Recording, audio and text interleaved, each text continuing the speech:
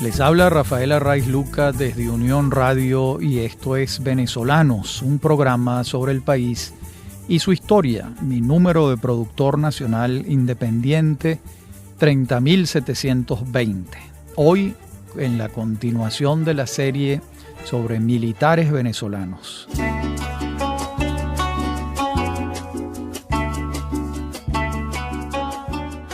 Hablaremos de Juan Crisóstomo Falcón Sabarce, nacido en la península de Paraguaná el 27 de enero de 1820, en el hato Tabe, en Jadacaquiba, y fallece en Martinica, en la ciudad de Fort-de-France, el 29 de abril de 1870, de modo que vivió 50 años.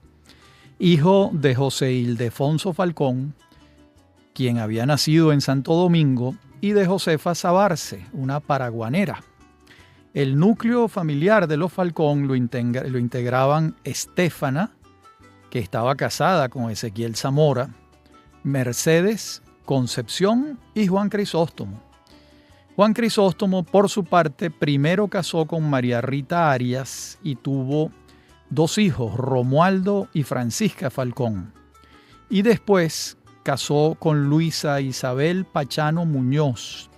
Estamos hablando de un matrimonio de 1857 y no tuvo hijos con ella. Y según su más reciente biógrafo, Tomás Estraca, en la biografía publicada en la Biblioteca Biográfica Venezolana, los Falcón formaban un clan adinerado en Paraguaná. Pero según Carlos González Batista, un historiador regional falconiano, no eran tan acaudalados como señala Estraca. En todo caso, tenían bienes de fortuna, digo yo. En lo que sí coinciden tanto Estraca como González Batista es en la cultura de Falcón. Era un lector sistemático que se hizo dueño de un saber universal muy destacado en el conjunto de los hombres de su tiempo. Juan Crisóstomo, el joven, estudia en el Colegio Nacional de Coro, el bachillerato. Este colegio abre en 1833. Cuando abre, Juan Crisóstomo tiene 13 años, ya ha hecho la escuela primaria, digamos, formal o rudimentaria que se podía hacer en ese entonces, y entra en el bachillerato. Y allí se apasiona por la filosofía, el latín, la historia y la literatura. Además, crece en un ambiente católico. Se aficiona de tal manera por la lectura que será esta la tarea que más señala su cuñado, que también fue su biógrafo, Jacinto Regino Pachano, quien llegó a ser general también y era hermano de la esposa de Juan Crisóstomo Falcón, de Luisa. Y quizás por eso Falcón siempre se tuvo a sí mismo como un, voy a citar, ciudadano en armas, y no se tuvo a sí mismo como un hombre de armas. Él lo explicó muchas veces, que él como ciudadano se había visto en la necesidad de tomar las armas, que era distinto a un hombre que había hecho carrera en el mundo de las armas. A partir de 1848 se incorpora al ejército de José Tadeo Monagas en contra de Páez. Ahí empieza la vida militar de Falcón. Y una vez derrotadas las fuerzas paecistas, que reducen a prisión al general Páez, Falcón pasa a la comandancia de armas en Maracaibo. Luego lo vamos a tener en 1853 en Coro, desempeñando la misma tarea, comandante de armas. Y entonces en ese año es ascendido a general de brigada. Tiene 33 años. Le toca enfrentar la revuelta en contra de José Gregorio Monagas en Coduto, en la batalla de Coduto, y ahí vence. De allí pasa a Barquisimeto a enfrentar otros caudillos desafiantes de los Monagas. Y en 1857 es ascendido a general de brigada por José Tadeo Monagas. Ya tiene casi 10 años en los ejércitos de los hermanos Monagas, el Ejército Nacional, por supuesto. Y cuando estalla la revolución de Julián Castro en 1858, Falcón permanece fiel a los hermanos Monagas y le toca irse al exilio. Se va expulsado a Curazao. Y en el exilio comienza a hacerse del liderazgo de las fuerzas liberales que enfrentan a Julián Castro y que van a iniciar la Guerra Federal en 1859. Incluso cuando ya Castro ha sido destituido del mando y va a gobernar Manuel Felipe de Tovar y Pedro Gual, que los dos se turnaron en la presidencia durante unos 2 años. Y entonces vamos a tener el 20 de febrero de 1859 que el comandante Tirso Salaverría toma el cuartel de Coro al frente de un contingente de hombres que abrazaban la bandera liberal. Se hace del parque que albergaba el cuartel.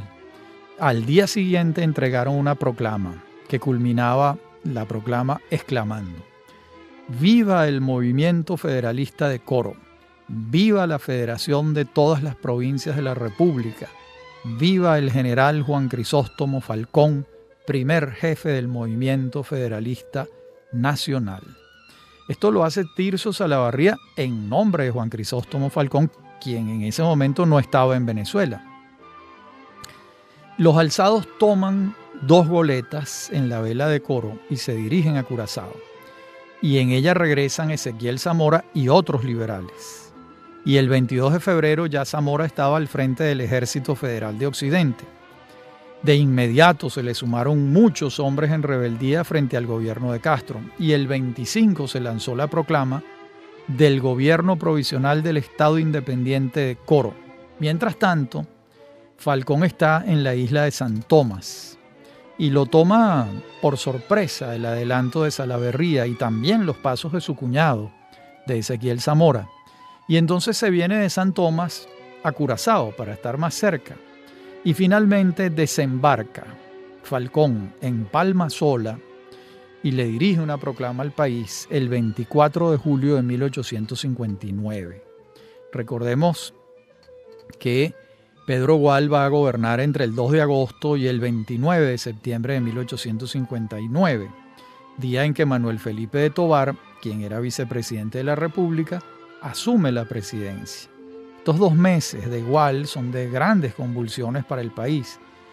Tanto Zamora como Falcón van librando batallas y la nación vive en el mayor caos, al punto que el vicepresidente Tovar no pudo asumir su cargo por hallarse escondido en La Guaira, y luego llega a Caracas vía Puerto Cabello y Valencia, sorteando infinidad de dificultades.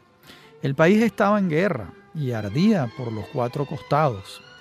Finalmente, Manuel Felipe de Tovar asume la presidencia de la República el 29 de septiembre de 1859 en medio de las trifulcas de la Guerra Federal. Ha debido ser un periodo de grandes angustias para Tovar, ya que Zamora y Falcón avanzaban en la ocupación del territorio.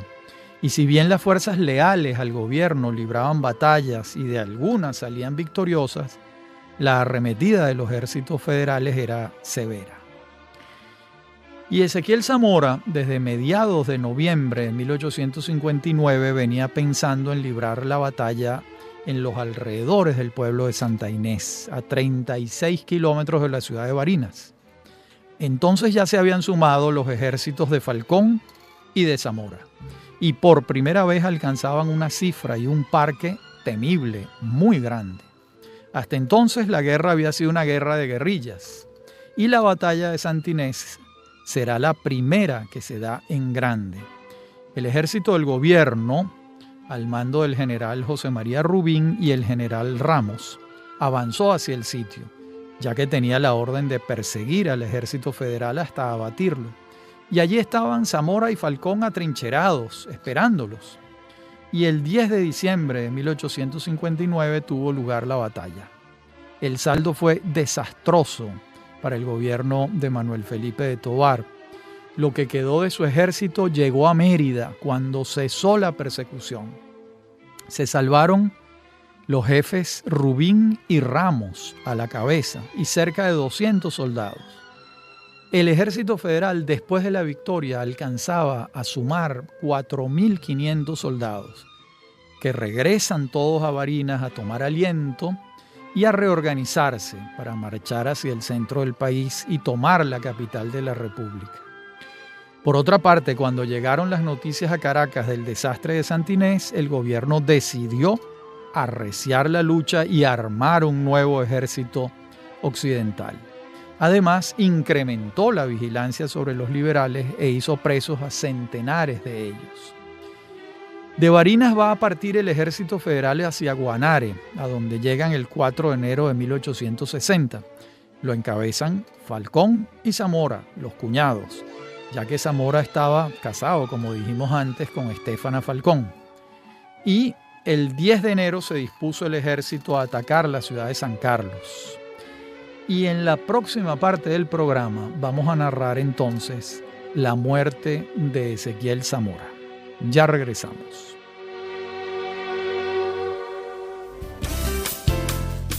Estás escuchando Unión Radio Cultural. Este y otros programas de Venezolanos los puedes oír en formato podcast a través de Anchor.fm. Para alguna sugerencia sobre este espacio, pueden escribirnos al correo rafaelarraiz@hotmail.com y en Twitter @rafaelarraiz. Somos Unión Radio Cultural.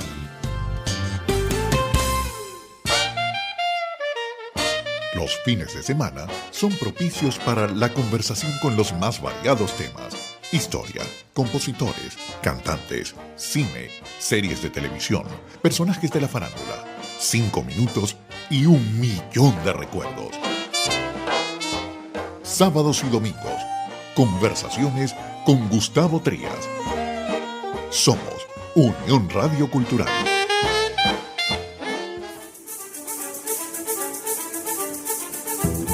Usted escucha Venezolanos.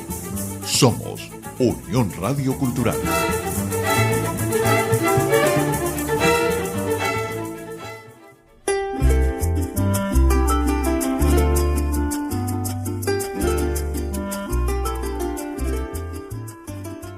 Les decía en la parte anterior del programa que el 10 de enero se dispuso el ejército a atacar la ciudad de San Carlos. Y en una acción de Zamora que buscaba neutralizar a francotiradores apostados en una casa, una bala perdida penetró por su ojo derecho y salió por el occipital. Murió de inmediato en brazos de su secretario, de su edecán, de su asistente, Antonio Guzmán Blanco. Al general Falcón lo estremeció la noticia. Zamora, natural de Cuba, contaba apenas con 42 años. El hecho no se hizo público de inmediato. Hacerlo hubiese supuesto una desmoralización total del líder absoluto del Ejército Federal de Occidente. Se supo de su muerte una semana después de ocurrida. Sin embargo, para el Ejército Federal, el general Falcón continuó su marcha hacia Caracas. Se detuvo en Tinaquillo, siguió hacia Valencia. Le advirtieron que el general León de Febres Cordero había salido con su ejército al encuentro. Y Falcón se retiró hacia Tinaco, esperando la llegada del Ejército Federal de Oriente, al mando del general Sotillo. Ahora el Ejército Federal unificado sumaba cerca de 5.500 hombres.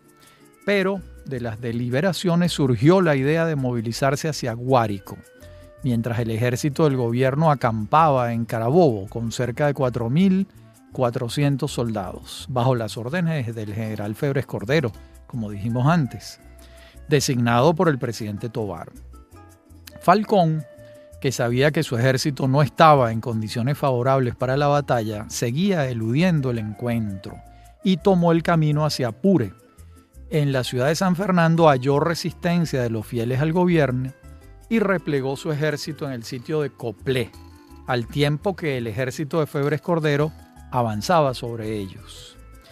El 17 de febrero de 1860 tuvo lugar la batalla de Coplé, con resultados favorables para el gobierno y desastrosos para Falcón. Sin embargo, a diferencia de Zamora, que persiguió a los vencidos en Santinés con el objeto de terminar de desbaratarlos, Febres Cordero los dejó ir en paz, en retirada hacia Tiznados. Allí Falcón dividió el ejército en 4 toletes y se fue a Bogotá a buscar recursos y pertrechos de guerra. Llegó a la capital de Colombia en abril de 1860. Nunca más el ejército federal llegó a tener las dimensiones de este que dio las batallas de Santinés y de Coplé. La guerra tomó otro rumbo. Mientras tanto, entre finales de 1860 y principios de 1861, el general Falcón se movió de Bogotá a las Antillas, buscando pertrechos para su ejército, los que no había conseguido en Bogotá. Y Páez salió a los valles de Aragua a pregonar su política de paz y unión, que la acogieron algunos jefes federalistas, pero que muy pronto fue desoída por otros seguidores de la causa federal. Por su parte, el doctor Ángel Quintero, desde el Ministerio de Interior y Justicia, apretaba el puño contra los federalistas, buscando que el conflicto se avivara y no prosperara la paz. Al menos esto se desprende de las acciones de Quintero.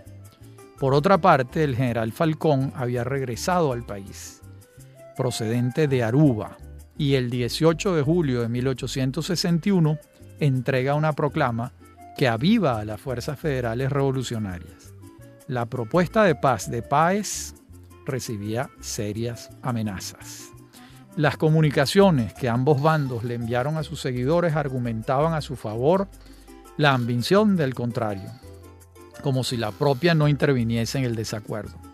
Ambas facciones se preparaban para la guerra cruenta. Páez organizó su gobierno dictatorial, mientras Falcón y Guzmán Blanco hacían lo mismo.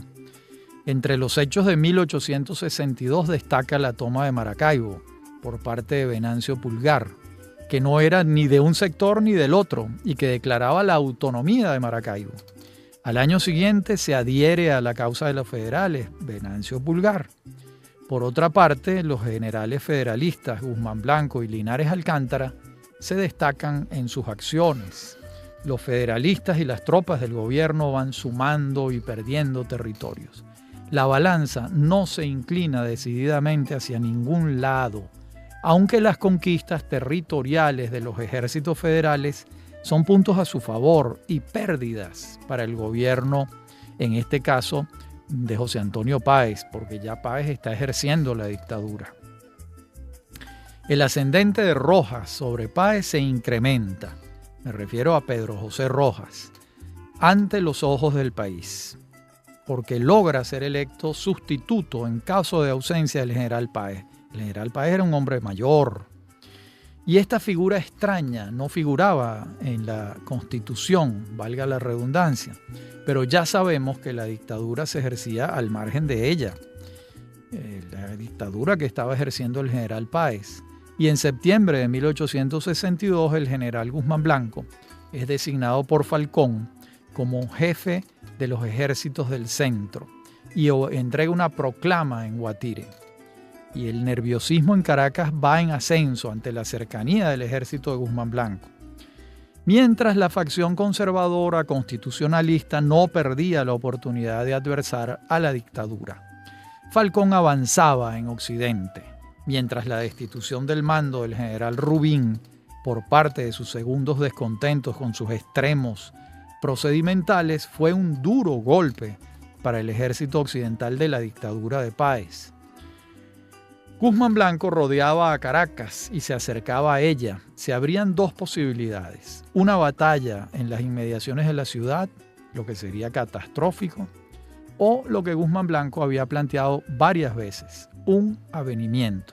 Finalmente, la dictadura de Páez convino en conversar y se buscó un lugar neutral, cercano a Caracas, la hacienda Coche de la familia Madrid. La conversación tuvo lugar el 23 de abril de 1863 y tiempo después se firmó el Tratado de Coche, donde Pedro José Rojas, en nombre del general Páez, y Antonio Guzmán Blanco, en nombre del general Falcón, negociaron la paz en 1863. De acuerdo con lo pautado en el Tratado de Coche, se convocó una Asamblea Nacional en la ciudad de La Victoria el 15 de junio de 1863, integrada por un número exacto de federales y conservadores. Y ese mismo día se recibió la carta de renuncia del general Páez y la Asamblea la aceptó. De inmediato pasó a designar la Asamblea presidente provisional de la Federación Venezolana al general Juan Crisóstomo Falcón, diciendo lo siguiente, cito: mientras que reunida la Asamblea Constituyente, que él ha de convocar, se organice definitivamente el país.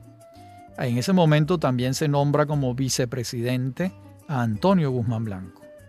De modo que concluía la guerra federal con un tratado negociado por un civil, Rojas, y otro que conocía el mundo civil y militar, Guzmán Blanco. No termina con una batalla, sino con una negociación. Se abría el periodo de mando del general Falcón, que precedió a la larga influencia de Guzmán Blanco en el país, como veremos en su momento. Y ahora empieza pues la presidencia provisional de Juan Crisóstomo Falcón.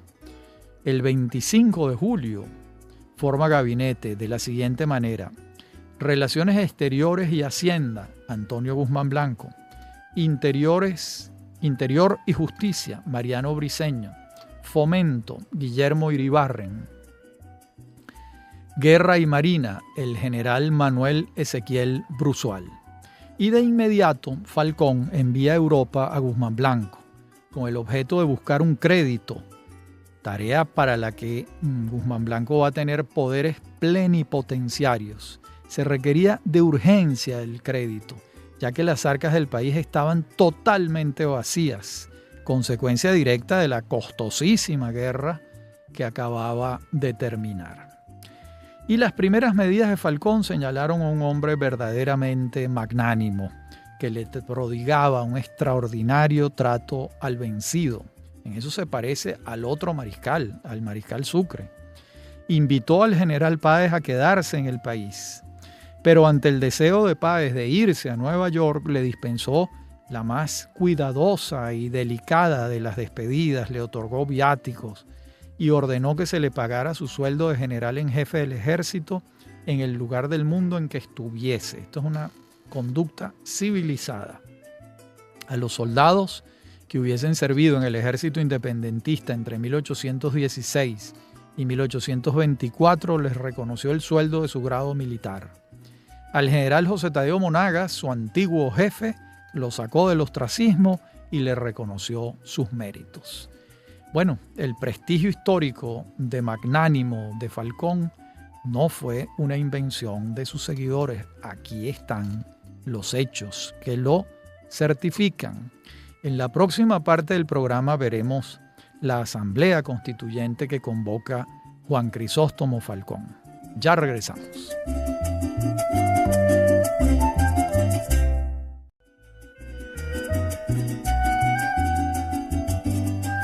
El 12 de agosto de 1863 expidió Falcón un decreto fundamental. Convocó a elecciones de diputados para una asamblea constituyente el día 10 de diciembre. Y el 18 de ese mes firmaba otro decreto que establecía los parámetros de acción de su gobierno provisional y tomaba una medida, entre otras, de gran importancia, que fue la abolición de la pena de muerte, cosa que lo enaltece ante la historia. Venezuela fue uno de los primeros países del mundo, gracias a Juan Crisóstomo Falcón, en abolir la pena de muerte. Los meses siguientes comenzó a cundir la anarquía en el país. No se sabía muy bien en qué consistía el federalismo y cada quien en su comarca lo interpretaba a su manera. Era evidente que durante los años de la Guerra Federal no hubo espacio para hacer pedagogía política efectiva y el fondo filosófico de las banderas de la Federación se conocía poco. Así fueron paulatinamente sumándose focos de descontento entre las filas de los propios federales, junto a las conocidas de los últimos reductos del conservadurismo. Y en noviembre regresó al país Guzmán Blanco de Europa, con las bases del nuevo empréstito, que era como se le llamaba antes. Hoy en día se hubiera dicho el préstamo. Y muy pronto se desató una polémica pública sobre su conveniencia. El 24 de diciembre de 1863 se instaló la Asamblea Nacional Constituyente con Antonio Guzmán Blanco como presidente de la Asamblea. Él mismo propuso a la Asamblea que se le confiriera al general Falcón el título de mariscal y el de gran ciudadano. Algunos diputados objetaron esto, pero finalmente se impuso la mayoría. El 24 de enero de 1864 recibió la presidencia Falcón de manos de la Asamblea. Mientras, esta Asamblea continuaba en la redacción de la nueva Constitución Nacional. Para entonces ya era evidente que Caracas no era el sitio de agrado del mariscal Falcón, ya que cuantas veces podía se iba a Coro, que era su ciudad. Y esto se va a profundizar todavía más en los meses que siguen, al punto de que muchas veces dejó encargado de la presidencia de la República, por lo general a Guzmán Blanco, y se fue a su región en busca de sosiego. Y en febrero también Guzmán Blanco va a viajar de nuevo a Europa a firmar el empréstito que ya ha sido aprobado. Ahora veamos la Constitución Nacional de 1864, sancionada por la Asamblea Constituyente el 28 de marzo y promulgada por el mariscal Falcón el 13 de abril del mismo año. Esta Constitución introduce cambios sustanciales en la República, empezando por la denominación, ya que al acogerse la forma federal del Estado, la República de Venezuela pasó a llamarse Estados Unidos de Venezuela, con base en que la nación estaría jurídicamente instituida sobre la base de una federación de estados con autonomía. Estos estados, antes provincias, van a ser Apure, Aragua, Barcelona, Barinas, Barquisimeto, Carabobo, Caracas, Cojedes, Coro, Cumaná, Guárico, Guayana, Maracaibo, Maturín, Mérida, Margarita, Portuguesa, Táchira, Trujillo y Yaracuy. Fíjense que todavía no nos ha dado a los venezolanos por andar mencionando estados con apellidos de próceres. Por ejemplo, Barcelona pasó más adelante a ser Anzoátegui. Barquisimeto, Lara, en homenaje a Jacinto Lara. Cojedes sí se quedó igual. Coro pasó a ser Falcón, en homenaje a Falcón. Cumaná, Sucre. Guayana pasó a ser Bolívar. Maracaibo pasó a ser Zulia, que es una voz indígena. Maturín pasó a ser Monagas. Margarita pasó a ser una de las denominaciones más raras, Nueva Esparta, ¿verdad? Y todos los demás, Portuguesa, Táchira, Trujillo y Yaracuy, permanecieron con sus voces tanto indígenas como castellanas. Bueno, y también en ese momento se decretó la creación del Distrito Federal en Caracas. Esta Carta Magna se proponía acentuar la descentralización política y administrativa. Eliminaba la pena de muerte, que ya la había eliminado antes Falcón. Ampliaba la libertad de prensa.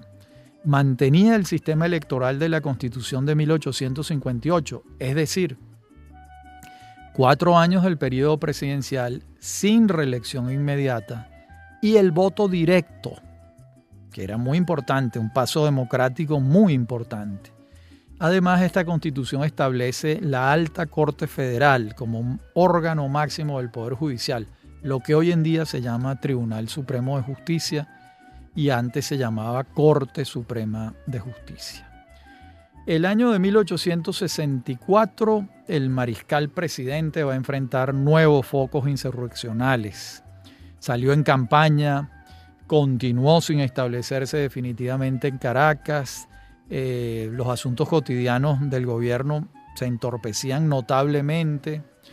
Guzmán Blanco regresa el 3 de noviembre de Europa, asume de nuevo la presidencia encargada de los Estados Unidos de Venezuela. mientras el presidente Mariscal navegaba hacia Coro. Algo ya comenzaba a notarse, como ese extraño desinterés del Mariscal Falcón por las funciones de gobierno. Y en el fondo quien estaba gobernando era Guzmán Blanco. Finalmente, el 18 de marzo de 1865, el Congreso realizó los escrutinios de las elecciones y por supuesto fue electo Juan Crisóstomo Falcón. Y a su vez fueron electos 2 designados para suplir sus faltas, Antonio Guzmán Blanco y José Desiderio Trías. Una comisión viaja a Coro a participarle el resultado y entonces viene Falcón a asumir la primera magistratura en Caracas el 7 de junio, casi 3 meses después. Asume la presidencia en ese Congreso Nacional presidido por Antonio Leocadio Guzmán ahora, ¿no? Ese extraño desapego que experimentaba Falcón por la capital y por el ejercicio administrativo del poder. Y al día siguiente de tomar posesión del cargo, el Mariscal Falcón se ausenta de la capital de nuevo. Esta vez se va a Maracaibo a sofocar la rebelión de Venancio Pulgar y deja encargado de la presidencia otra vez a Guzmán Blanco. Regresa pronto Falcón. El 3 de octubre de 1865 deja otra vez encargado a Guzmán y se va a Coro. De modo que, y ahí va a estar Guzmán Blanco al frente de los asuntos administrativos hasta el 2 de mayo de 1866. Estamos hablando de casi 9 meses de Falcón en Coro. Regresa el Mariscal Falcón 7 meses después de ese gobierno interino de Guzmán Blanco. De modo que aquí no puede hablarse en estricto sensu de un gobierno de Falcón durante estos 7 meses, sino un gobierno de Guzmán Blanco, ¿no? Mientras Guzmán Blanco gobernaba, el Mariscal Falcón sofocaba rebeliones, apagaba los fuegos que se prendían con frecuencia por los temas de anexiones de unos estados a otros. Era todo el nuevo mapa del federalismo. Y al reencargarse de la presidencia, el Mariscal Falcón designa a Guzmán Blanco como comandante en jefe del ejército. Y Guzmán a su vez regresa a su curul en el Congreso. La situación económica del país era muy grave, de modo que se hacía necesario enviar de nuevo a Europa a Guzmán Blanco para buscar otro crédito. Y así lo hace, y se va el 25 de mayo de 1866 y va a regresar Guzmán Blanco en enero de 1867.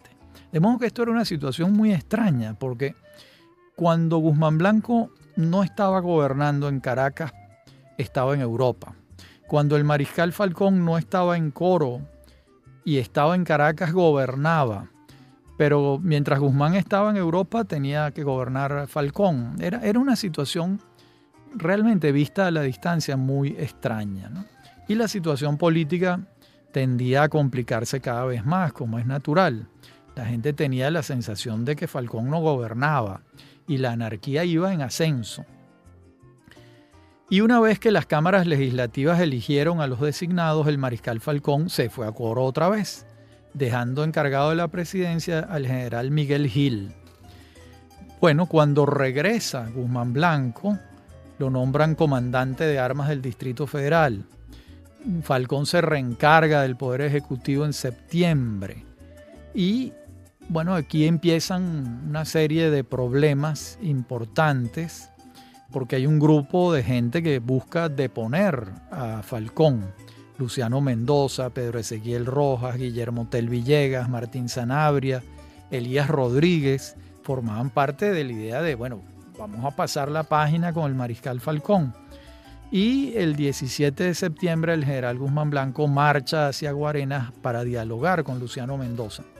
Pero pronto comprende que los revolucionarios estaban decididos a tomar las armas. Empiezan estos movimientos y hasta que Mendoza se avino en octubre al entendimiento y recibió del magnánimo Falcón el olvido de su alzamiento. El desenlace, es decir, el evento, hacía evidente que el descontento ya no era solo de conservadores, sino que incluía a los liberales y gente de diversa procedencia. Y la causa del descontento era, sin duda, pues, la flagrante ineficacia del gobierno. En la próxima parte del programa veremos el desenlace en el gobierno y en la vida del mariscal Juan Crisóstomo Falcón. Ya regresamos.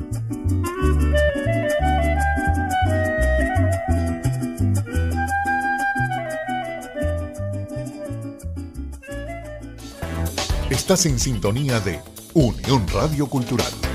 Recuerda, todos los programas están colgados en la aplicación Anchor.fm.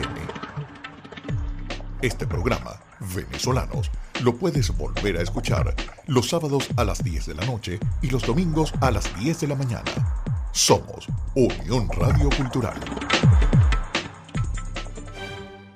La música académica universal es la protagonista en Preludio, un espacio dedicado a la difusión de la vida y obra de los genios creadores, directores de orquesta, cantantes, músicos y promotores de espectáculos más destacados de la escena internacional. En 1926, en el Teatro alla Scala de Milano, se estrena la ópera Turandot del compositor italiano Giacomo Puccini. Y en 1917 nace Ella Fitzgerald, cantante estadounidense, fallecida en 1996. The way you wear your hat. Preludio, conducido por Germán Anirio Chacón, los sábados a las 6 de la mañana y 11 de la noche, y domingos a las 8 de la mañana. Somos Unión Radio Cultural.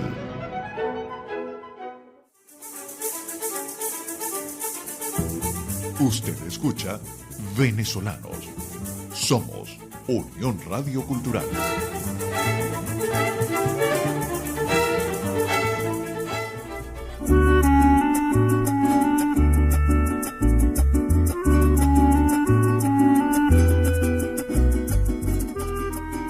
Hablábamos en la parte anterior del programa cómo Falcón daba muestras de un extraño desapego en relación con el mando administrativo de la República. Se ausentaba con mucha frecuencia a su terruño, a Coro, dejaba encargado a uno, a otro, por lo general a Antonio Guzmán Blanco. Y bueno, finalmente se formó una crisis. El mariscal Falcón tuvo que cambiar el gabinete y tuvo la impresión de que regresaba la calma una vez que hizo eso, y se fue a Coro otra vez el 7 de noviembre. Mientras en la prensa corría el rumor de que Falcón buscaría una modificación constitucional para reelegirse, emulando a José Tadeo Monagas y desatendiendo la elección histórica que recibió Monagas como consecuencia de sus pretensiones continuistas. De esto dialogaron el mariscal Falcón y Guzmán Blanco, mostrándose Guzmán Blanco totalmente opuesto a la modificación constitucional con miras a la reelección. Por supuesto, Guzmán Blanco también aspiraba, como era una aspiración legítima y natural. De esta conversación salió escaldado Guzmán Blanco y decidió irse al extranjero, separarse del gobierno. Pero a los días lo reconvino Falcón lo llamó, vamos a dialogar de nuevo, y Guzmán Blanco aceptó irse en condición de enviado extraordinario ad honorem. Y el diciembre de 1867 zarpaba de La Guaira el fiel seguidor del mariscal Falcón, el general Antonio Guzmán Blanco. Pero se había producido una ruptura, y la ruptura tenía su nuez en el hecho de que ciertamente Falcón pensó en algún momento remar a su favor para modificar la Constitución y hacerse reelegir. Una cosa verdaderamente insólita en medio de aquella crisis política que estaba viviendo. De modo que los alzamientos se activaron de nuevo en diciembre. El general Miguel Antonio Rojas se alza en Villa de Cura, el general Gonzalo Cárdenas en Carabobo, Rojas va sumando hombres a su ejército, mientras el gobierno activaba sus tropas para combatirlos. Y el 8 de enero de 1868, el general Rojas encabeza un documento en el que los revolucionarios explican sus motivos. Falcón, por su parte, le entrega la presidencia al general Miguel Gil y se moviliza hacia Puerto Cabello para dominar mejor la situación bélica que él tiene enfrente. Por su otra parte, los revolucionarios de Oriente instan al anciano general José Tadeo Monagas a pronunciarse, cosa que hace Monagas mediante un manifiesto el 25 de marzo, dejando al descubierto sus pretensiones, que eran volver al mando. General Monagas, ya de 80 y tantos años. Falcón, lógicamente, entra en una situación muy complicada. Era evidente que tenía lugar una escalada de descontento en toda la geografía nacional. Y el 7 de abril Falcón modifica el gabinete, buscando integrarlo por algunas personalidades cercanas a la oposición, pero ya era muy tarde, ya la crisis política estaba en marcha y el mariscal Falcón había pasado de soñar con modificar la Constitución para reelegirse a una situación en la que lo tenían al borde del precipicio. Y en medio de esa crisis política, Falcón pensó que si él se separaba del poder, amainaban los embates, de tal modo que renunció a la presidencia de la República y le entrega la presidencia al general Bruzual el 30 de abril de 1868. Y él en principio se disponía a estar al frente del ejército para enfrentar la situación, Falcón, pero de pronto decide irse a Coro el 4 de mayo, renunciar y retirarse para siempre de la escena pública. Lo hace con una proclama.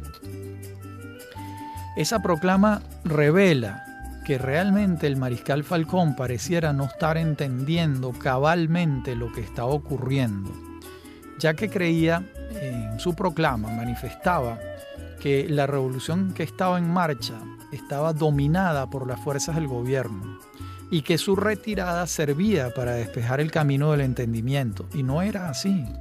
Las revoluciones dominaban cada vez más el territorio. No solo gente del gobierno estaba en contra de Falcón, sino que había gente por su cuenta y riesgo alzada en contra del gobierno de Falcón. Y el gobierno estaba cada vez más acorralado por las fuerzas enemigas. Este es uno de los casos donde uno ve que el gobernante no tiene una información fidedigna de lo que está ocurriendo y toma decisiones sin la información completa y las deja por escrito, porque esa proclama de Falcón revela que él creía que el descontento estaba en su gobierno de manera exclusiva y era un descontento generalizado. De modo que, Falcón renuncia, se va y viaja por primera vez en su vida. Se va a una cantidad de lugares que no conoce. En septiembre de 1868 se va a Panamá, Nueva York, España, Francia, Bélgica, Alemania, Suiza, Italia. Y hay una cantidad de cartas de él a su cuñado, al general Jacinto Regino Pachano, quien va a ser su primer biógrafo. La biografía de Jacinto Regino Pachano de Falcón es de 1876, 6 años después de la muerte de su cuñado. Esas cartas son muy interesantes porque dan cuenta, primero, de la cultura de Falcón, del interés que le despierta conocer estos lugares a los que no había ido nunca y que había conocido a través de los libros de historia, de literatura, que había leído desde el bachillerato y a lo largo de toda su vida, porque hay muchas anécdotas que ubican al mariscal Falcón en campaña con un libro en la mano, mientras estaban preparándose los ejércitos o en los momentos de descanso. Él estaba leyendo, que era su gran afición. Y esto lo nota uno en estas cartas que le manda Falcón a su cuñado, dándole cuenta de las maravillas de París, de lo que está viendo en Roma, de Suiza, de Alemania, de Nueva York, Pero bueno, ya también empieza a tener problemas con la voz. No le salía la voz, etcétera. Todo indica, más allá de las dificultades de la medicina de entonces, pero todo indica que tenía un cáncer en la laringe. Él había hecho este viaje por Europa solo. Su mujer se había quedado en Caracas y también se había movido a Curazao. Y entonces él toma la decisión, ya con malestar creciente, de embarcarse en un puerto francés, en un vapor que hace varias escalas, y finalmente ese vapor llegaría a Curazao. Allí lo va a esperar su esposa, eso era lo que estaba convenido. Pero él en la travesía se pone muy mal de salud y desembarca en Martinica, en Fort-de-France. Allí se aloja en un hotel, el cáncer ya ha hecho metástasis y entonces fallece el mariscal Falcón en Fort-de-France, en Martinica. Cuando la viuda se entera que está muy grave, navega hacia allá y cuando llega la viuda ya el mariscal ha muerto y lo encuentra bajo tierra, en una tumba. Ni siquiera estaba el cuerpo del mariscal. De inmediato se le había sepultado, como era la práctica sanitaria de entonces y de ahora. Y bueno, ella va a buscarlo y encuentra la tumba de su esposo. Bien, en 1874, 4 años después de la muerte del mariscal Falcón, cuando Antonio Guzmán Blanco convierta la Iglesia de la Trinidad en el Panteón Nacional, allí van a reposar sus restos. El 1 de mayo de 1874 son trasladados los restos de Falcón de Martinica a Caracas y allí están en el Panteón Nacional, llevados con todos los honores por el segundo de su gobierno, que en ese entonces gobernaba el país, que era Antonio Guzmán Blanco, que gobernaba Venezuela desde 1870. Y estamos en 1874, cuando se hace el traslado, y la muerte de Falcón ocurre en 1870. Un personaje singular, extraño, muy particular. Yo creo que hay que estudiarlo más. Yo creo que es una psicología compleja, rara, esta del mariscal Falcón. Bueno, hasta aquí nuestro programa de hoy. Ha sido como siempre un gusto. Me acompañan en la producción Inmaculada Sebastiano y Fernando Camacho y en la dirección técnica Fernando Camacho.